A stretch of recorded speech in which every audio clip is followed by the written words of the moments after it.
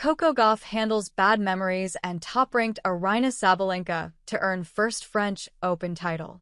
Paris, AP. Drawing on the painful memory of her defeat 3 years ago in the French Open final gave Coco Gauff just the motivation she needed to win the clay court major for the first time. The 21-year-old American defeated top-ranked Aryna Sabalenka 6-7, 5, 6-2, 6-4 on Saturday for her second Grand Slam title, 2 years after winning the U.S. Open. "I think the U.S. Open victory was more emotional, but this one was harder," said Gauff, who managed to handle the elements and the momentum swings better than Sabalenka. "I knew it was going to be about willpower and mental strength." The victory put to rest the bad memories of her 2022 French Open final loss to Iga Swiatek when, as an 18-year-old, Gauff felt overwhelmed even before stepping onto court. Philippe Chatrier. "It was a tough time. I was doubting myself," Gauff recalled.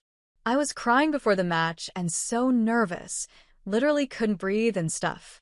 Gauff said that the lopsided loss rocked her confidence to such an extent that she was left in a dark place and feared she was not cut out for winning major titles. "I thought, if I can't handle this, how am I going to handle it again?" she said. She handled it just fine on Saturday. The second-ranked Gauff made fewer mistakes and kept her emotions in check to get the better of Sabalenka again at major final, having come from a set down to beat the Belarusian in the 2023 U.S. Open final. Gauff raised the winner's trophy aloft, then kissed it several times. She held her hand over her heart when the U.S. national anthem played. "This one is heavy," Gauff said. "It feels great to lift it." She is the first American woman to win at Roland-Garros since Serena Williams in 2015.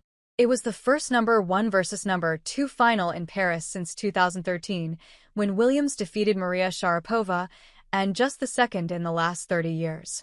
After Sabalenka sent a backhand wide on Gauff's second match point, the 21-year-old American fell onto her back, covering her face with both hands as she started to sob, then got up and held her hand over her mouth. She continued to sob as she patted the clay with her left hand. Gauff greeted Sabalenka at the net with a warm hug and thanking the umpire. Gauff screamed out with joy and relief, then got to her knees and crouched forward, continuing to cry as she savored the win. She hugged later film director Spike Lee and celebrated with her entourage in her box before thanking the fans. "You guys were cheering for me so hard," she said.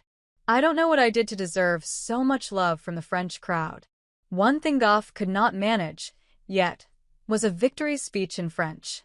"I completely tanked on that," she said, adding that she'll try in the future. "I don't think I could do a whole speech, but maybe a good something to say to the French crowd."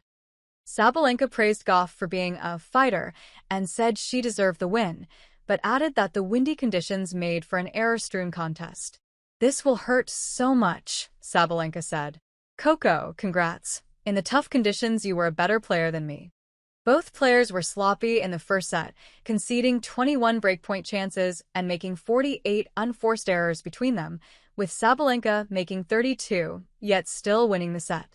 She made 70 altogether in the match, compared to 30 overall for Gauff. Sabalenka was often frustrated, remonstrating and shouting at herself and frequently turning around to look at her team with an exasperated look on her face. She put her head on her hands a couple of times, and at one point raised her shoulders as if to say, "What's going on?" Gauff said she paid no attention, knowing full well that Sabalenka could find her best game at any moment. The first set looked to be heading Gauff's way when she led 3-0 in the tiebreaker, but Sabalenka steadied herself and clinched it with a forehand volley at the net. Gauff leveled the match with a smash at the net, but Sabalenka stuck to her high-risk approach in the deciding set. One superb rally in the third game drew loud cheers. After an intense exchange of drop shots, Gauff hit a lob that Sabalenka chased down before attempting a shot between her legs, only for Gauff to intercept it at the net. It was a rare highlight on a day when swirling wind troubled both players with the roof open. "It was tough to plant your feet, the ball was moving so much," Gauff said. "It was not a day for great tennis, honestly."